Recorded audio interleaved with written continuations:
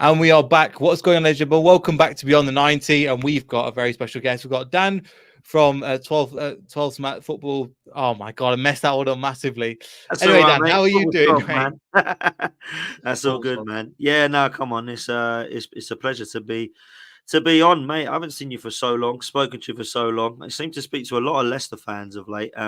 Yourself, Locks, Ash, Yeah, they're all look. speaking to me, and obviously Guess who's we've in the got chat? this big, and of course Locks is in the chat. Of course he is. He's following me around everywhere. But no, big up to you, man. Thanks for having me on, mate. Yeah, no worries, no worries. Yeah, good to have you on. So just getting into the first thing again, in terms of Arsenal this season and how you found it, what's your overall feeling just from what you've seen or kind of like expectations, etc.? How are you feeling about Arsenal this season? Yeah, we had a really difficult start, man. I can't lie to you. It's been a bit of a mad, exhausting start for Arsenal Football Club, and I know that we are back at the top. And boy, you can tell the amount of games we've got at the moment is crazy. The fixtures have been not kind to us at all, in my opinion. But you got to get through it. Look, you play everybody twice. It doesn't really matter what order. But my God, the order's not been very kind. Just put it that way. Obviously, we started with Wolves, played very well, dominated them.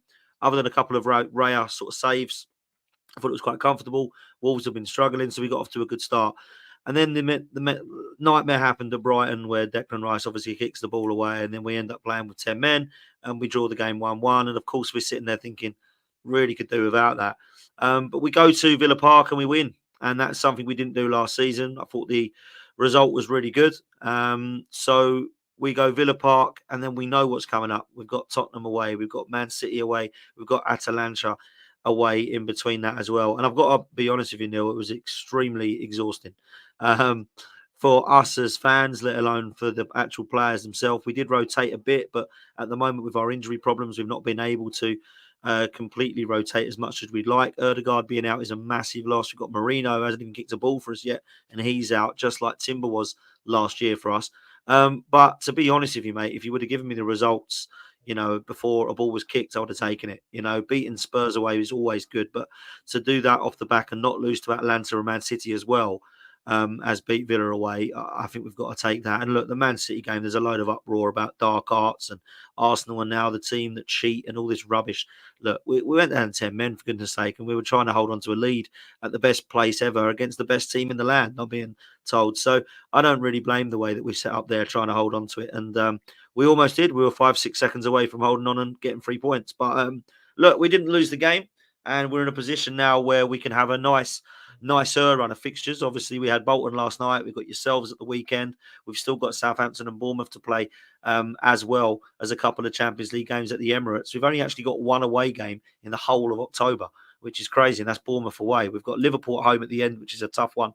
But as I say, Liverpool at home, PSG and Shakhtar both at home, and we've got Leicester and Southampton at home as well. So yeah, hopefully make the Emirates a fortress, and we can go on a good run now.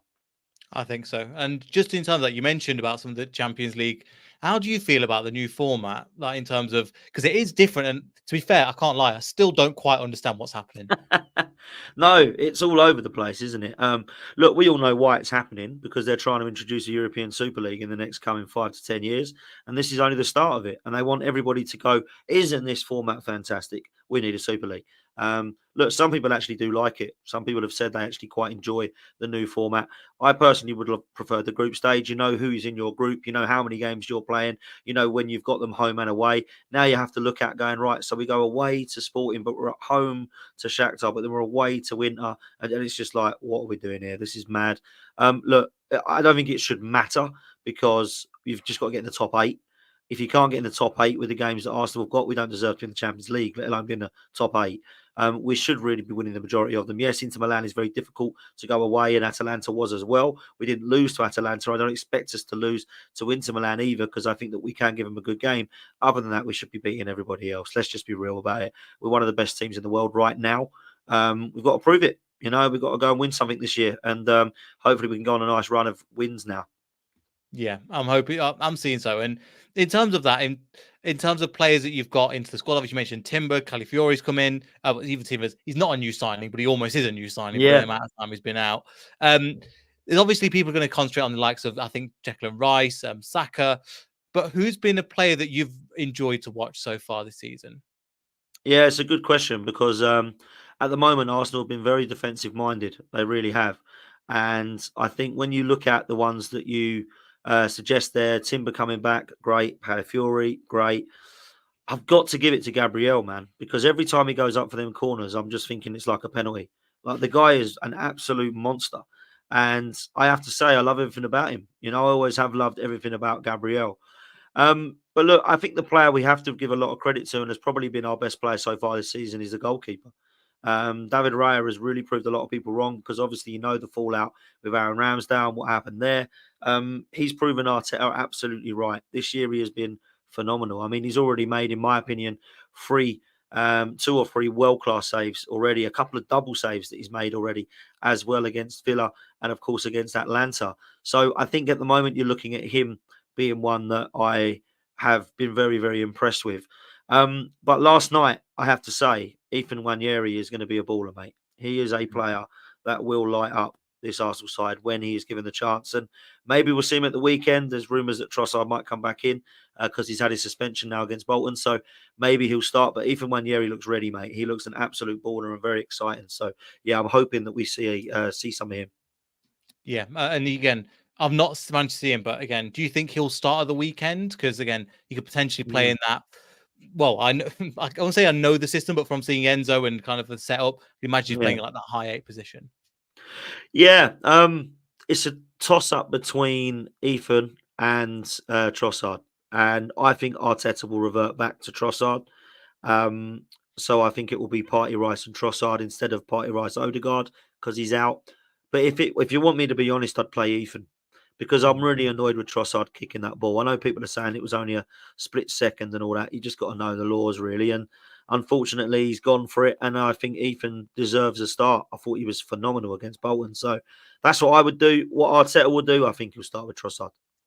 Fair enough, fair enough. And in terms of, you mentioned Arteta, how many years has he been there? 5 years now? Yeah, How are you feeling about him, his tenure? Because again, 5 years in football is a long period of time now. it is. It is. He's one of the most experienced Premier League managers when you look at it now. That's current, well, not experienced. You know what I mean? He's been there the longest out of them.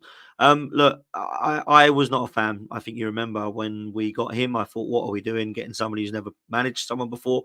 I didn't like the first couple of years. I know that he won a cup. I get that. We'll always remember him for that and thank him for that. But it was with an Unai Emery side. We come 8th, 8th, and 5th, and I'd had enough. I was done. I just didn't. I don't think Arsenal should ever be finishing in those positions. And people might think that's me being a spoilt brat, but we never used to finish there. So why should we accept it now? And then I think he really turned it on the year that he bought Jesus and Zinchenko. And we went in for what was an unbelievable period of time where we just looked like we were going to walk the league. Look, he's got to get across the line because there's been the last 2 years where he hasn't quite been good enough to get us across the line. Unbelievable job to get us challenging and deserves a hell of a lot of credit. He needs to win something this year, Neil, because he, for me, has won a trophy at Arsenal before, but not with this team. He won a trophy. He broke that team up. He spent £700 million and hasn't won anything. So, as much as people might think that's brutal and me moaning, it's fine competing in football, but you need to win. And it is Yeah. about winning. It's not about coming second and getting in the top 4 and getting to a final and losing. It's not about that for me. It's always been about winning trophies. And that's what I grew up on. So that's what I want to see him do. I think we can do it this year for sure. Whether we can do the Premier League or not is a different story. I mean, Rodri being injured is definitely going to give us a little bit of an advantage, I think, because he's one of their best players. I mean, he's the best in the world, in my opinion, in that position. So, look, we've got a great chance. Mikel Arteta, I think this season can get us across the line. And I don't care where it is. People say to me, oh, what? So a Carabao Cup's enough. If we title challenge, it absolutely is. Because if we go for a title challenge and we win a League Cup, we've won a trophy and we've title challenged. If we win a title, if we go for a title challenge, win nothing, we've won nothing again. So we're not doing that at the end. And people say to me it's the Milk Cup and it's the Energy Drink Cup. Well, that was the first trophy we Trophy is won, man. I trophy. grew up on that. Trophy is a trophy. So win a trophy for me. And bare minimum expectation is to win a trophy and title push. And when I say title push, I don't mean get to February and be in the title still and then fade off. I mean take them to the wire like we did the last couple of years. Yeah, no, I definitely think so. And just in terms of that, I think one person you've mentioned right at the beginning, has Raya kind of exceeded expectations? Because I remember seeing it the first time thinking, okay, that might be a decent signing. But even Alan Ramsdale, when I first thought, what are you doing? At Yeah. that time, he turned out to be levels above what he thought. How Raya started this season, have you been surprised? Or is this kind of like part of the course with how Arteta develops players? No, I have been surprised because when he first came, he did not look a very good goalkeeper. I've got to be brutally honest with you. I didn't think it was levels above Aaron Ramsdale, and I was wondering what was going on. Ramsdale, when we signed him, a lot of people said, "Oh my God, calamity! He's been injured. He's been relegated, sorry, 3 times." He was phenomenal for us in the last couple of years. I've got to say that he made some world-class saves for Arsenal, and I'm sure he'll go do well at Southampton. David Raya this season, he's been brilliant, and I've got to say this: when we signed him, I can understand why it didn't work out well for him in the first few games. Because if you hear me out, we had a lot of Arsenal fans that were very, very bitter for some reason. They got very, very sentimental to Aaron Ramsdale, and they were actually screaming his name. Like while Raya's in the goal, they're screaming Aaron Ramsdale. That is not going to do well for your confidence. There's no wonder that he was looking a little bit shaky. He was looking a little bit rusty. He was looking a bit nervous because he was wondering whether his fan base actually wants him at the club. So now that he's there, now that he's been trusted, now that the fans like him, I think the turning point was the back end of last season, probably from the Porto penalty save where he basically won us the game. I think that was the turning point. And since then, he's honestly has been one of our best and most consistent players. So I've been really impressed. Fair enough, fair enough. And I'm just looking at some of my kids again. I was going to do like a players we've had in common, and there is absolutely no one in common. There's a couple Who's of played for names, both? Or players that play both teams, oh, and none really? of them. There are all just there's bits and bobs. Martin Keown, right at the end of his career, played for us Yeah, for a bit. yeah. Ignacy Mikel, if you know who he I is. do know who that is. Ignacy Yeah, Mikel. so Yeah, we've yeah. got Stuart Taylor came on loan 1 year to Leicester. Wow. So there is Mavididi I is mean, one of them. So I can think of Paul Dickoff. I remember Paul him. Dickoff's one, yeah. Yeah, and Matthew Upson was that one? Or Oh, did did he Upson play for not you play as for you? well? Yeah, Upson was at Arsenal to start with as a youngster. Yeah. Ah, okay. Yeah, he played. I think the year before we won the league, he started playing in the back three alongside Wes Morgan and Robert Huth, and then he retired at the end of that season. But yeah, it is incredible. I'm just going to get into some of the comments. It's just I'm guessing that it's Gabriel. Again, it's hat trick on Saturday. Chester's already put in captain of FBL. I don't think I don't know how we are on set pieces, to be honest, because we've not created a lot. But one question I was going to ask you. How do you feel about buses? Because if I feel like we're going to park one right on your 18-yard box on Saturday, to be honest with you, I think that'll be the tactic. Listen, that's what we've been doing in certain games of late, so it might work out quite well. Look, I have nothing against it personally. Jose Mourinho and Simeone have won titles with it. I understand why teams around the relegation zone or teams that are coming into this as not the favourites do it. I don't expect everybody to come out and play football against Arsenal. Like Manchester City seem to think everybody needs to come out and play this beautiful football against them so they can trounce them 5 and 6-0. It doesn't make any sense to me. So why would Leicester come and try to play beautiful football against Arsenal? Because they probably, won't get very far doing it. So I imagine they will do just that, which is what you suggest. However, I think if I was a Leicester fan, I'd kind of look for a bit of a balance and there'd be an actual opportunity or two for us to actually go and take the game to Arsenal because we've actually made some mistakes, funny enough. I know that we haven't conceded many, but our back line hasn't looked at all times 100% solid. I mean, Ollie Watkins had 2 absolute sitters that he missed against Villa, against our defence. We had Wolves that Raya had to pull off 2 fantastic saves. Atalanta, he made another double save. Manchester City got in behind us. So look, we can concede goals for sure. I know that it's a phenomenal defence. Absolutely it is.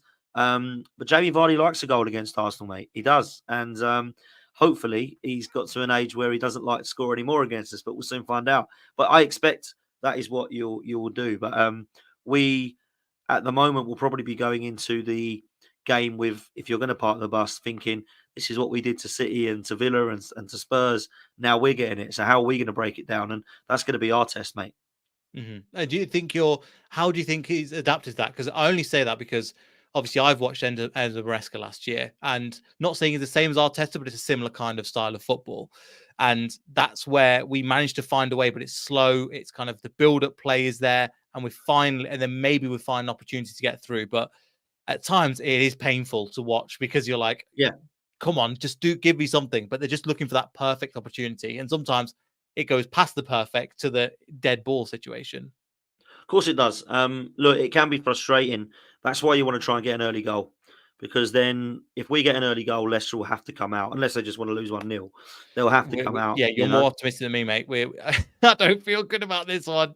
Oh, really? Well, look, I mean, I do think we will win. I don't think it will perhaps be as quite high scoring as some of the Leicester fans I've spoken to believe, but I do think that we'll win the game. But look, if we get an early goal, then it could be bad news for Leicester.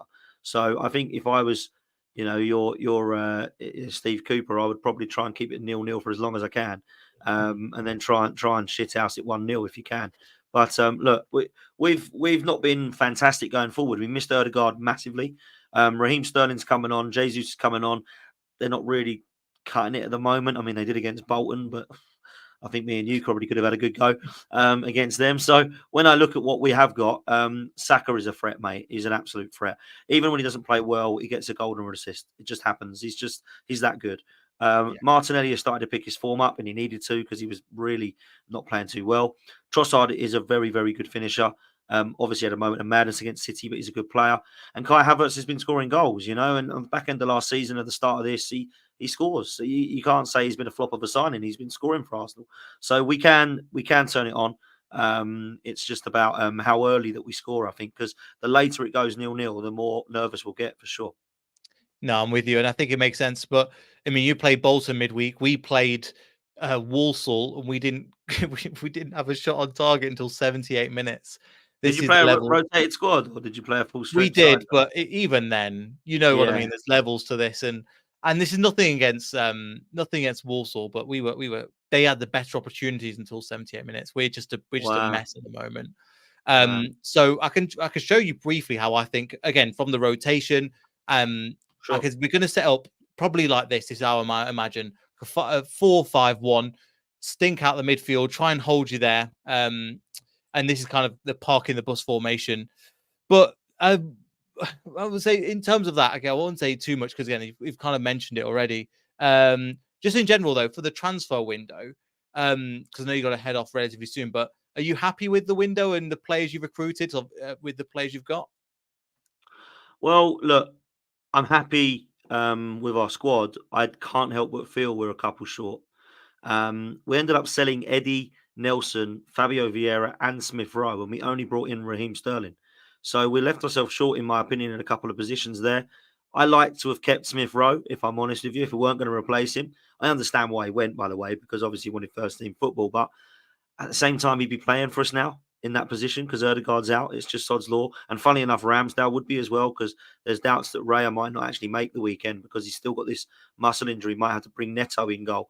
Last night we had to play a 16-year-old because Neto's cup tied. Can you believe it? We bought a cup tied keeper who's a cup keeper who's cup tied. Crazy. Anyway, look, I don't think the window was a shambles, but I certainly don't think it was a very strong window. Raheem Sterling is a risk. Calafiori alike. Marino's injured. And I can't help but think that we were potentially, let's just pick two players that I wanted, Eze and Gyökeres. I think we were those two short from having a very, very good window that I could look at and go, I think we can win the league. I genuinely think we're going to win the league here. So, yeah, that's where I feel we're short. Was that the same last season as well, though? Because speaking to Arsenal fans, it was like there were some good players and it was just nearly there. We just needed that extra to go the extra mile. But Neil, we've been saying we needed a striker since Aubameyang's gone. He's not bought a striker, Mikel Arteta. He's bought Havertz and Jesus and Trossard. All of them are good players, but none of them are the proper number 9. None of them are, and I'm not even saying a Haaland because there isn't a Haaland. Let's just say none of them are an Ivan Toney even. None of them are an Ollie Watkins. None of them are an Osimhen or a Gyökeres over at Sporting Lisbon. For me, I would have wanted somebody like that who is a focal point that absolutely is going to be a killer in the box. We've only got Trossard that I put faith in front of goal. Jesus and Havertz, I like them both. But are they going to score? I wouldn't put my house on them. There's always something in the back of my head thinks, they're going to bloody miss this. Like last night, Jesus goes through and he misses, and you think, that's against Bolton. And I like Jesus as a footballer, but he's not a number 9, and neither is Havertz, in my opinion. I think he's a number 9 that can link up play, that can do a lot of good, but he's not a killer. He's not he's going to get you 25 goals a season, in my opinion. Mm-hmm. Fair enough. I know you've got to head off, but just one final question. Do you think Leicester will get relegated this season? So I had Leicester going down because I thought you were going to get points deducted. And now that you're not, I believe. Is that right? Yeah. It still doesn't feel like it, but yeah, officially, I don't think we are going to. Yeah. but it sounds like you're not going to. I kind of feel like it makes it harder to call. I have got you going down because I just don't think that Steve Cooper has done enough so far to convince me, if I'm honest. And I know that a lot of your fan base are calling for him out already and stuff and saying that they don't like him. And I know Locks is one of those guys who is not a fan at all. So I have got you going down. But if I'm honest with you, there's clear teams at the moment that are really struggling in the Premier League. Wolves are one of them. Everton are another. And I actually put Ipswich and Southampton in that bracket as well as Leicester. So that gives you a chance to think, well, it's not like there's a clear two, and it's like, well, Leicester and Southampton are definitely down. It's what happens with the others. I actually think like there's 4 or 5 teams that I can't really pick, and that must give Leicester fans a little bit of like hope, because if I give you 17th now, you're probably going to take it. Do you know what I mean? It's like you just want to stay up and then build, and go again. And just quickly on your team there, I mean, look, you've definitely got some quality there. There's definitely not players there that I think, oh my God. But trust me, Oliver Skipp and Harry Winks are not going to get a good reception at the Emirates, just so you know. I forgot about that, yeah. Yeah, and Mavididi, to be fair, he did play for Arsenal. Mavididi was a youngster at Arsenal. So I'm sure he'll get a good reception, but I don't know about the other two. Yeah, fair enough. Oh, of course not. I completely forgot about that factor. But Dan, I know you've got to head off, so it's been a pleasure having you, man. But anything you want to plug before you leave, or? No, listen, make sure you're doing a favor and hit the like and subscribe for Neil. Make sure you get him up to his subscribers that he needs to be, and of course the views that you need and the likes that you need. If you do want to come follow me, you can come find me at Football's 12th Man. But make sure you like and subscribe to this one, and pleasure to have me on, man. Pleasure to be on. Thank you so much, mate. No problem. Thanks, Dan, again. Really appreciate you coming on again. I've left Dan's Twitter and his YouTube down below and in the title, so make sure you tune in. Dan, and thank you so much, man. Cool. I'm gonna drop that out. I'm gonna bring in Locks as well. Locks, mate, how are you doing? Yes, mate. I'm all good, mate. I'm all good. Hope you are too as well, mate. Nice to see Dan as well, talking about what he thinks Leicester will stay up now that there's no points deduction. So we'll see if we don't get one, because we're rumored to still get another one from the EFL.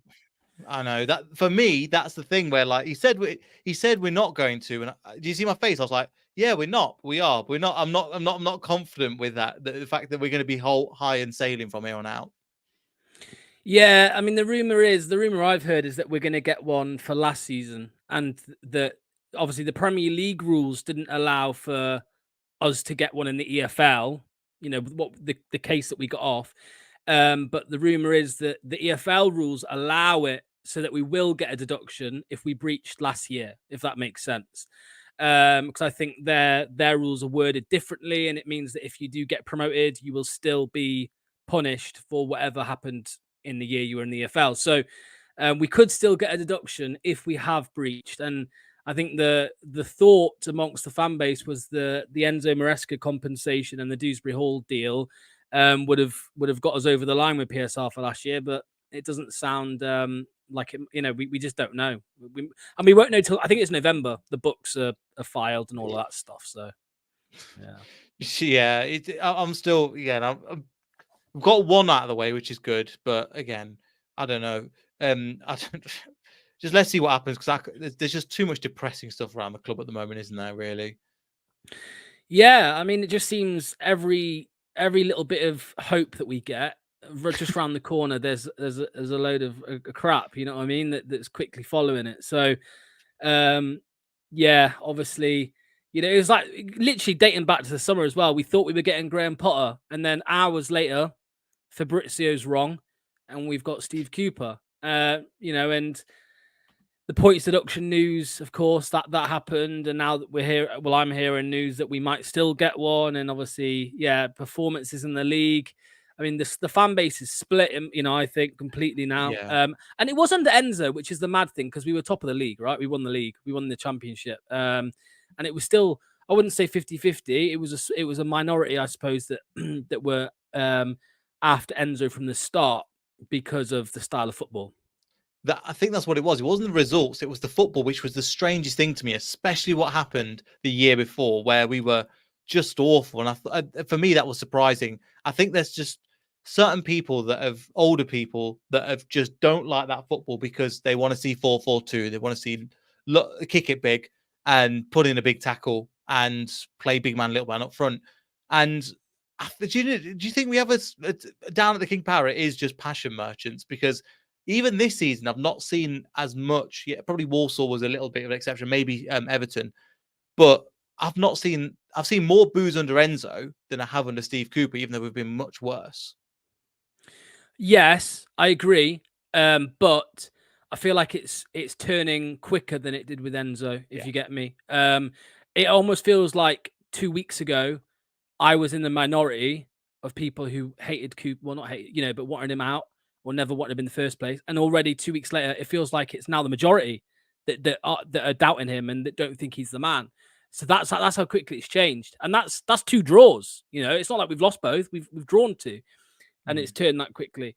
And I think, like you said, it's not about results as such. It's a part of it, because last season it was more about the football, the style of football. Of course it was. You couldn't moan about the results. I moaned towards the end when we were losing. When we started losing games, we started dropping points against Plymouth and Millwall. And then I think questions should be asked. And now it's kind of the flip side. We're not getting results we should, and the performances are rubbish, and the football's rubbish. Yet the people who slagged off Enzo all year last year are like, well, it's too early. And, I'm not worried about calling them out, but certain people on Leicester Fan TV, they've been very vocal in support of Cooper, which is fine, but they don't actually acknowledge our concerns. And I mean, the maddest one was in the week when I saw, well, it was against a good Walsall side. It was against a good Walsall side. And it's like, they're a League Two side. Come on, man. You know what I mean? Just have a bit of that's up there with It's Been Raining from Ty from Arsenal Fan TV. Yeah. Well, yeah, I saw that as well about Everton, actually. I did see comments like that as well. So look, it's just frustrating because the people are saying it's too early.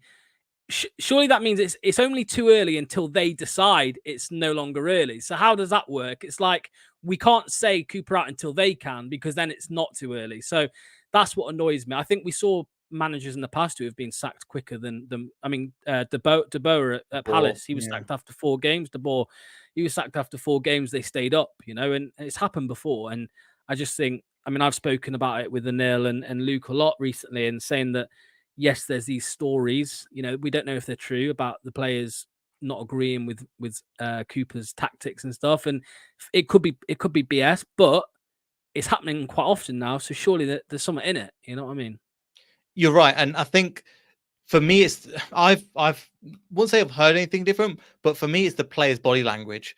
Ricardo just looks so deflated, and we both love him. I think the Leicester fans absolutely love him, and that kind of sums it up. I was saying to Dan, the fact that you can't get, I'm singing to the choir here, they can't get that quality of player in the team. And when he played against Walsall, he would be absolutely, he could dominate that team on his own. Let's be honest. I've got a feeling he was told, just hang back, kind of play it safe. And for me, that's the real worry. The fact that he's choosing players like Jordan Ayew. Again, against Arsenal, I don't mind him playing. Try and nick something on the break, that's fine. But I just make players that I thought would like Deco. What's your thought on D Cordova-Reid? Because I know Luke hates him, absolutely hates him. But I just think under another manager, I think he could do really well. You're right, because it's easy for us now. I mean, Luke says it, and I go along with it because it's funny, but calling him a donkey and stuff. But Fulham offered him a new deal, by the way. It's not like he had no offers and we just came in and got him. They offered him a new deal. Marco Silva clearly trusted him still as a squad player, because that's what he is. He's a squad player. Even at Leicester, he's a squad player. And he's always been a squad player, really. And I think he was at Cardiff. He was a starter then, of course. But in the Premier League, he's always been a squad player. And I was happy with the signing. It's free. I don't really care what wages he's on. As long as it's nothing ridiculous, it's okay. It's a 3-year deal. I know that could be maybe 2 or 1, but I don't hate it. And I agree. There's definitely a player of some kind in there. I just don't think, I mean, all of the, it's the manager's job to get the best out of the players, whether that's from confidence or whether it's the actual system. It's the manager's job to a pragmatic manager as well, like Steve Cooper apparently is. He should be implementing a system that suits the players, and it just doesn't feel like he is doing that.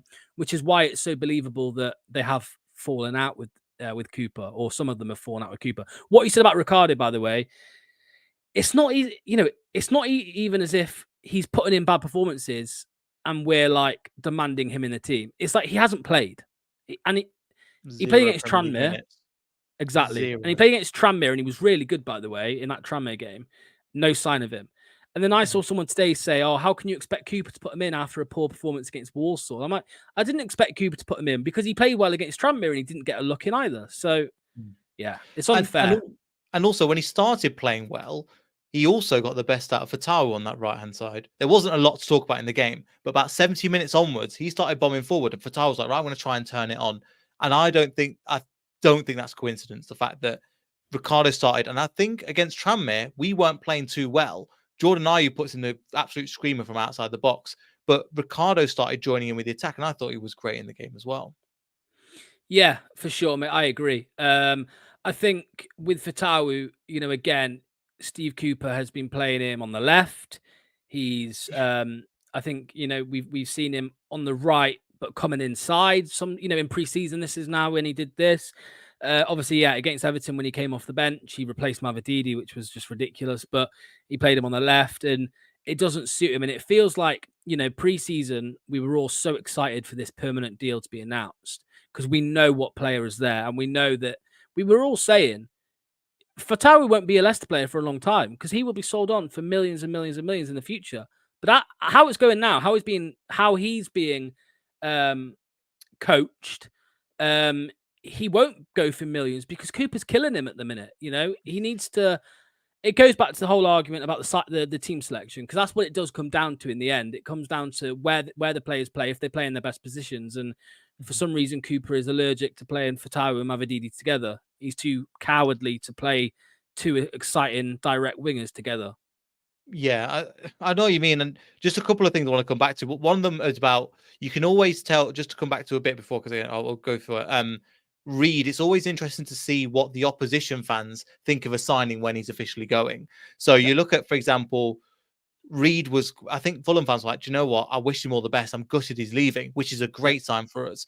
Ayew was kind of similar by the Palace, but we understand why he's leaving. Edouard was like, thank God we're taking him on loan.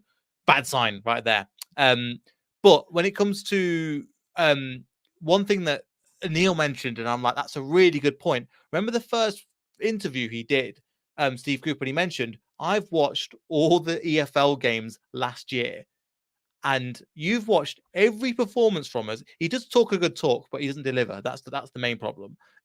You've watched all them games, and that's what you've decided. Now, if you came into the squad on the first game of the season, I'd give you that time. But you've had the whole preseason. You've had the amount of time to look in training and see what your best squad is. And for me, it's just not good enough. And I'm not saying, and people will look at the Arsenal, because I think, I wouldn't say we're going to turn up against Arsenal, but we're going to probably lose about 2-0 in my opinion. We won't create anything, probably hold back line, but it's the games you mentioned, like the Everton games. They're the games you need to be winning or even doing better at. For me, it's just we don't attack properly. We don't really defend properly. I just don't know what we are. Well, that's it. That's what the Cooper inners were telling me. Wait until we play the teams in and around us. And we've had Everton now and we've not won. We've got Southampton coming up. We've got Ipswich coming up. So I think it's Arsenal, Bournemouth, Southampton, Ipswich, and Forest. That makes it 10 games. And for me, that is the cutoff. That has to be the cutoff. I would have cut it off. Yeah, maybe saying after Everton's a bit harsh, but even, Saints, for example, Southampton for me would be the cutoff. If we don't win that, he needs to go. But I understand to a certain degree what people say when they say 10 games. That has to be the cutoff. And if we can't get, I look at them three, mate. Them three there: Bournemouth, Southampton, and Forest, and Ipswich. Sorry, the 4 games there. I think we need 6 points from that. We have to win 100%. 2, and that's not even unreasonable. That is not unreasonable to say. Southampton, Ipswich, beat them, and I'll have a bit more faith. But I don't think we will beat both of them. I think we might end up drawing to like a Southampton or something like that. So I agree with what Chester said in the chat. If we lose to Saints, we are dusted because Everton and Saints, in my opinion, are the 2 worst teams in the league from what I've seen this season. Not in terms of players, but what I've seen this season. And if we can't beat them, we are dusted for sure. Southampton it's you thought that Everton was a must win. Southampton, I'd genuinely be embarrassed. And that's not me trying to be too much, just from what we saw last season and going, here's the blueprint. They've not changed. Do that. And even if it's a one-off game or something, sure, but you've got the blueprint there. And if we play the way that we play against Southampton, I think we lose because we don't go. The way you work is UK. You play on the counter attack, you absorb the ball, then you hit them on the break. We can't. We did that against Crystal Palace, but we threw it away because the manager made bad decisions. And yes, Connor Cody made a stupid challenge towards the end, but that was the choice of the manager to bring on to make these substitutions. But yeah, I'm with you. Southampton will be genuinely embarrassing, and it's not. I've said this from the beginning of the season. I think Southampton will finish rock bottom just because we've seen what they do. They don't change, and they've not really got any Premier League experience. Well, they're doing a Burnley, aren't they? That's what they're doing. They're doing a Burnley. Yeah. And it's what some people said Leicester would do. That's what people said Leicester would do with Enzo, that we'd do a Burnley. And Southampton are doing it. And, I think a lot of their fans are very much in favour of Russell Martin. And it kind of makes us look a bit reactionary, which is fair, right? It does make us look reactionary because they are worse than us. And I still believe that. But, yeah, you're right. It would be embarrassing. And I was saying to Anil earlier that I have faith. I don't know why, but I have faith that the board would act. And I don't know why I have that faith, because it didn't happen under Rodgers, and we've seen them make this bad decision after bad decision in the last few years. But I've just got this feeling inside of me that they will act if we did lose to Southampton and we still are in game 7 or 8 and we haven't got a Premier League win. I've just got this feeling they will. I don't know why. So I hear your point. I don't want to sound too pessimistic. I don't know if they will. And they should do. They should do, because it can't just be one game. And they should have learned from their lessons from Brendan Rodgers when we had Thomas Frank ready to go. And then we won against Forest, which ironically kept Steve Cooper in the league and relegated us in the long-term thing. They lost the game, but they won the war at the end of the day. They stayed in the Premier League. For me, it's how long do you think they give? Is it after the Southampton game if we lose, or if we, because at that time, if we got the fixtures, if we lose that game, I've got a feeling we could be winless after that game. We could get a draw against Bournemouth. After that, towards the end of November, I mean, it must be curtains at that stage. Yeah, I mean, again, for me, I believe it has to be. There will still be fans out there who say, no, he maybe deserves 15 games. I've seen somebody say 20 games. And I've even seen someone say, give him the whole season. And even if we go down, he should bring us back up, which is baffling because there's no credit in the bank. This is what I keep coming back to, mate. There is no credit. Rodgers had credit. If we had 2 points deductions, I could kind of understand because the season's finished. Yes. Yeah, but then again, it still depends on where we finish, how many points we end on. Because then you can look at it and say, right, well, how many points would we have been on if we didn't get the deduction? We might only be on 20 if we didn't get the deduction. And you know what I mean? So anyway, regardless, I just think there is no credit in the bank for Cooper. There was for Rodgers and there was for Cooper at Forest. And that's why I think he had the job for so long at Forest. And, in the end, they had to cut him. And look at them now, mate. They've got Nuno. It took them a little while to get going, but now they're a much better side without him. This is why I don't get all these Forest fans who keep coming to me and saying, no, he's great. He's great. He's great. Where were you with him and where are you now without him? That's all you need to look at, to be honest with you. You need to look at 0 out of the last 18, 0 wins from the last 18 games. It will be 19 after this game. Yeah. 2 away wins in 2 years. 2 away wins in 2 years. And 12 wins in 60 Premier League games.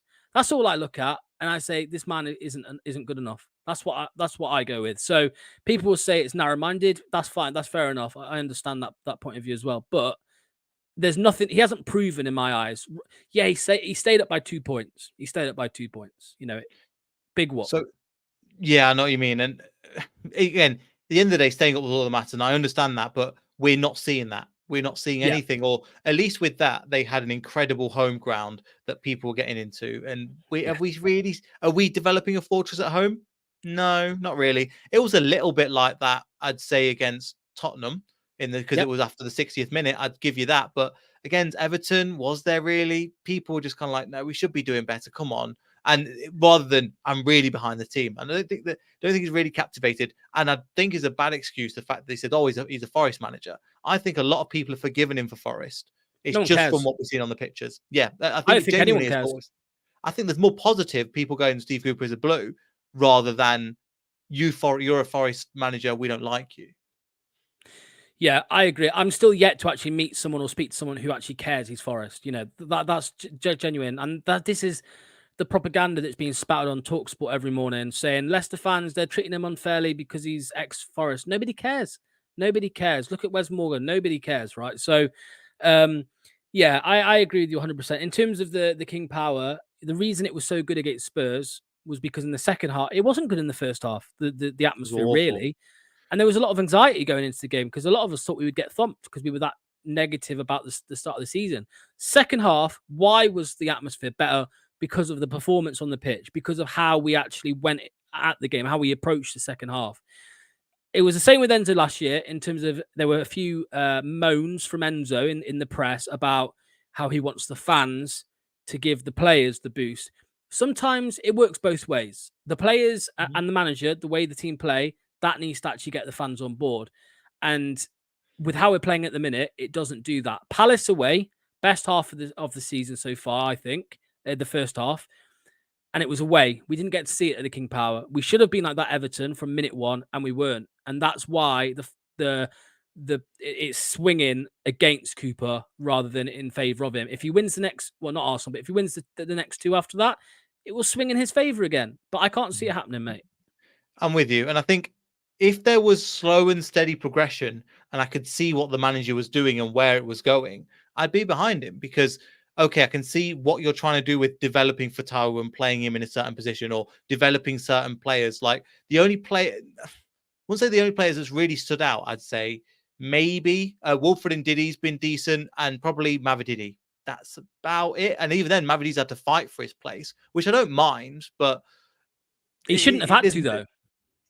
Yeah, for me, with Reed coming in. Well, I hear what you're saying. I'm just saying again, going back to what he said at the start of the season about I've watched every game from last season. Why then do you start the season without Mavididi and without Ricardo Pereira? And the one that wound me up the most was the Fulham game. He said just Ricardo will need to work for his place back in the team. I mean, did he not do that over 46 games last season? So I don't know any manager, any team in the world that would get promoted. One of their best players from that season, then the following season, is just completely out of the team. And it's not even like it's for a new signing.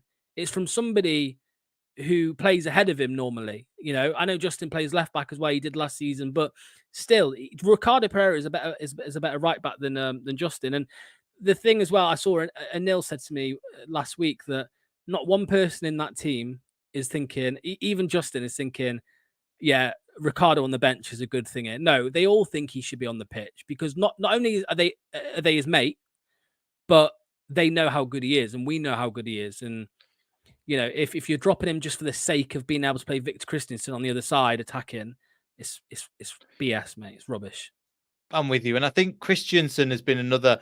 He had a good game. Kind of summed it up. He's had a good. He had a decent game against Forest against Spurs. Not looked the same since. He deserves to be dropped, even if it's for a game, and then come back in, and then he can fight for his place. Another thing as well. What have the opposition been doing? They haven't just been going, oh, we're not going to attack down the right side. They go, right, there's a side that we want to make advantage of. We want to take on Justin one-on-one because the player we've not got the winger to come in and cover because that's so. For me, it's. I mean, we're all over the place, to be honest. I'm with you, mate. And I don't know. For me, this is now less on Steve Cooper. It's more down on the board because we can see where this is going.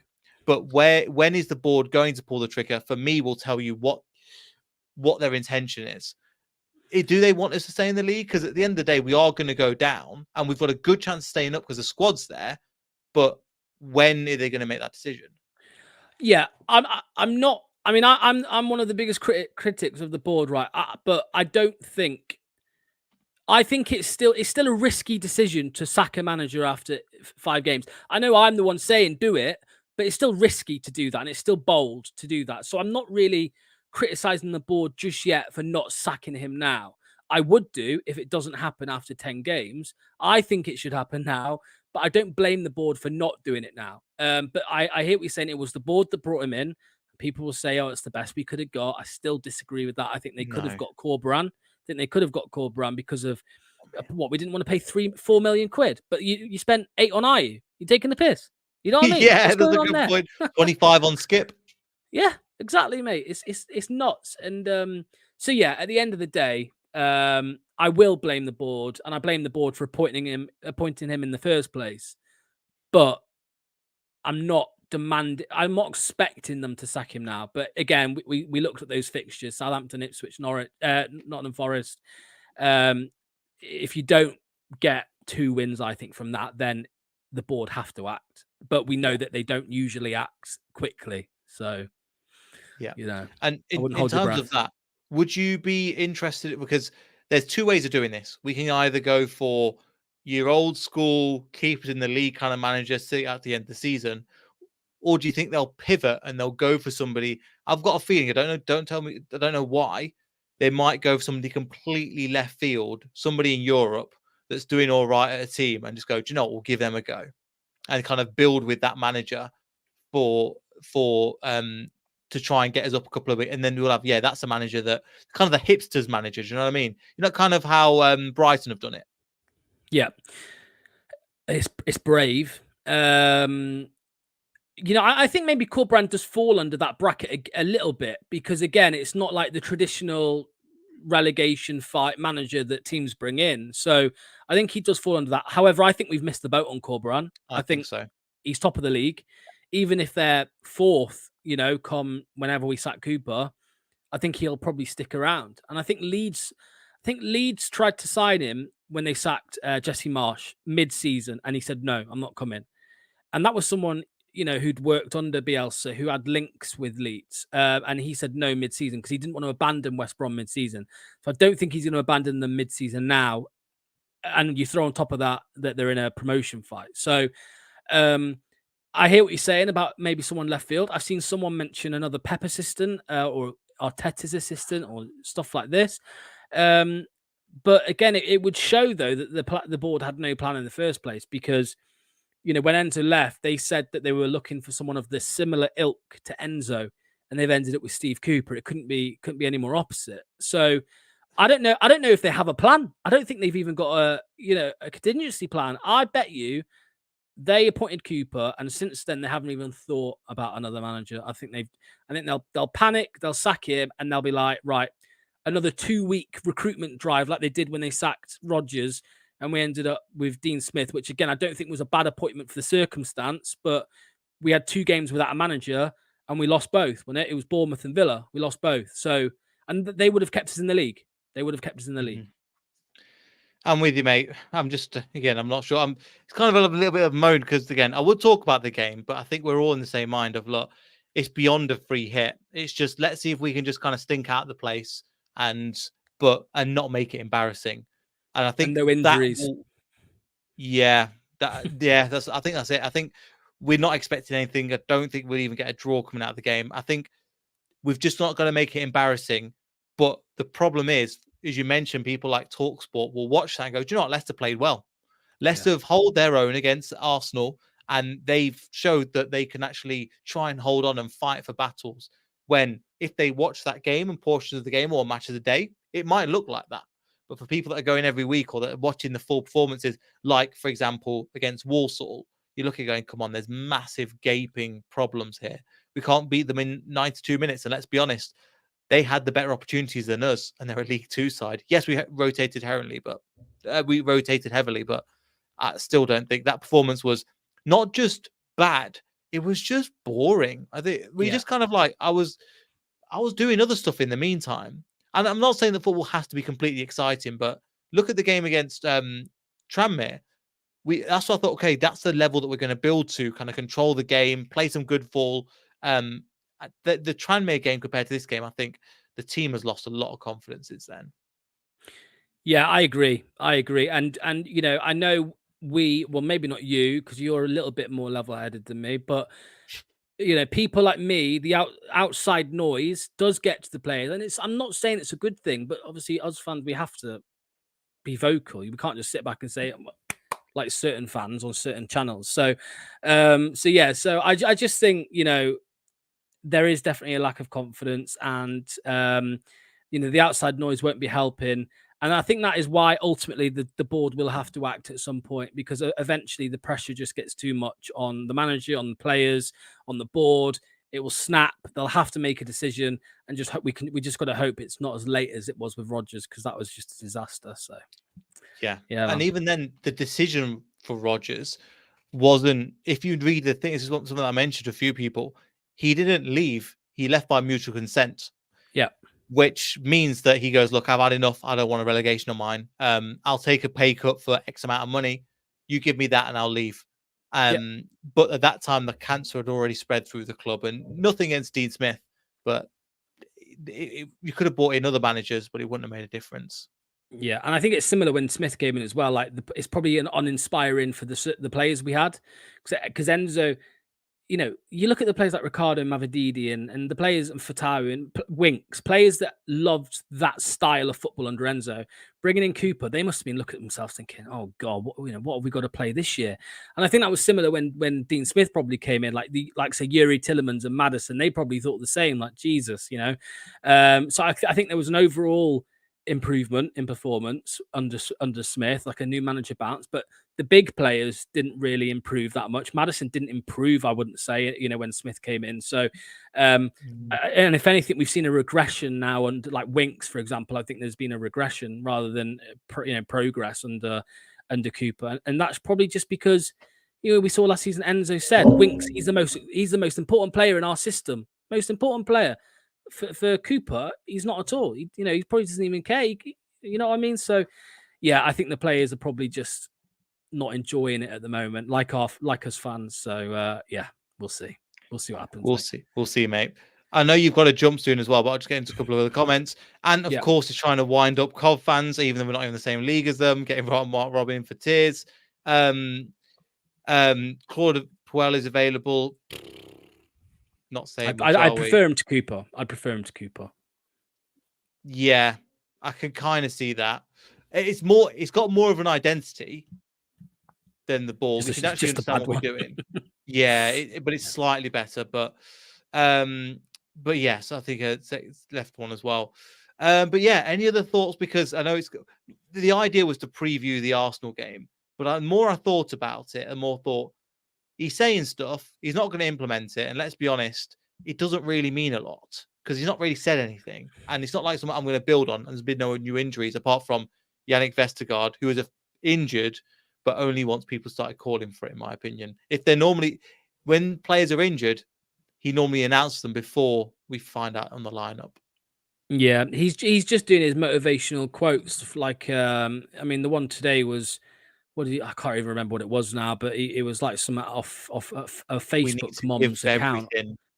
Yeah. And it's like these are the moments that define you as a person. I'm like, shut up, mate. Just win a game of football. You know what I mean? So, yeah, it is what it is, mate. I agree with you. There's not really, there's only so much you can say about Arsenal. Just try not to lose 7-0, maybe, just something like that. And try and come out with no injuries, and just try and put in a performance that is, a modest performance, I suppose. Well, I'll just say that, mate, because, I mean, I think 2-0. So, yeah. I think 2-0. I think 2-0. We won't. Here's my thing. I don't think we'll have a shot on target. Yeah. Maybe I'm being too negative, but I think what will happen is that they'll sit back so deep when we've got the ball in possession. They'll go, what do we do here? We'll knock it long and see what we can do. And that's not, again, I'm just trying to say how I think it's going to happen. And I don't think we'll have a shot on target in the game. And I just don't think it's going to happen. Yeah. Yeah, I agree. There's not much more to say than that, mate, to be honest with you. That's it. But again, thanks, Locks. Again, appreciate you coming on. Again, it's great to have you on the channel. Again, we'll hopefully do some stuff in the future on your channel. But I'll leave you a name and Twitter and everything in the channel. But feel free to plug away as well. Yeah, I mean, obviously, I know Ant's in the chat. Obviously, he's been over already, so he's a member actually. So cheers, Ant. But thanks to anyone who's watching. If you can head over and hit subscribe, much appreciated. Like Neil said, we'll get Neil as well over on the channel sometime soon. So yeah, stay tuned. All that stuff. All that stuff. Like, subscribe again. Make sure you go and follow Locks. I'll leave his information down below. All that good stuff. We'll see you on the next one. So goodbye. Cheers. Cooper out.